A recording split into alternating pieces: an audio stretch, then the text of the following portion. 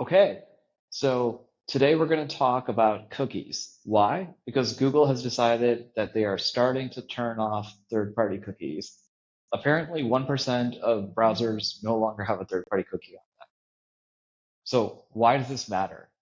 I'm going to do a very quick 3 minutes on where I think the impact is going to play out and what are some of the things you can start to do in order to reduce that impact if you're not already doing that. All right, so let's just start out with what exactly does a cookie do, because that's the thing that I think most people have largely a peripheral understanding of. So here's my trusted whiteboard. Okay, you see an ad.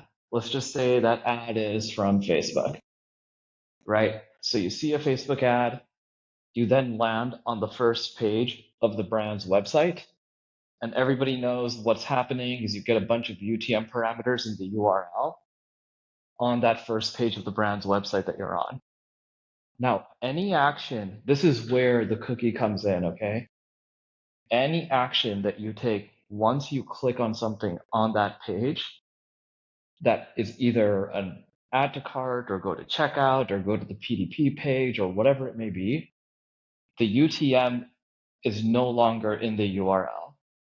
All of that information has now been stored in the cookie. And this is generally a third-party cookie in most cases. And I'll talk a little bit about what I mean by most cases.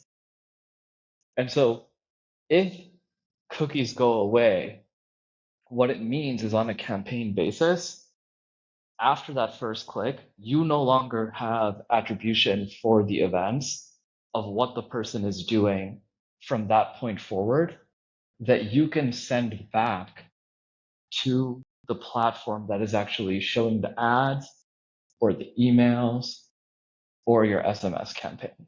Okay, that's what it means. And so it's going to create a big kerfuffle in measuring the effectiveness of your campaigns. And also, if any of these platforms are using it to optimize their campaigns, it's not going to be able to do that anymore. Now, what can you do about it, right? So there's two main things that the most sophisticated platforms do that are going to be helpful here.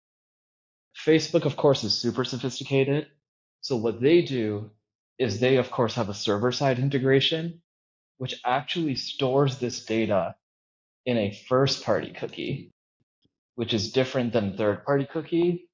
And it's that click ID that you see in the URL or in the UTM that is being used to de-identify what it is that, or to identify based on the first-party cookie who the user is that they can then match back. All of that is a way of saying that the job to do is to set up CAPI or your server-side integration for Facebook. Same thing with TikTok. TikTok has gotten really good at this. Now, where it becomes funky is if you're running ads on the open web or, potentially even your email or SMS provider doesn't actually have the sophistication to do this sort of server-side integration in addition to the traditional client-side integration, which is basically putting their pixel on your site. And so what is it that you should be doing?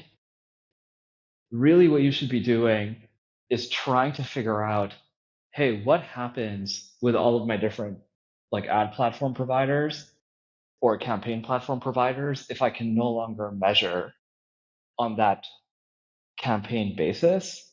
Again, Facebook luckily is sophisticated enough that they've done things for you on the CAPI side, and hopefully more and more of the email and SMS providers start to do that.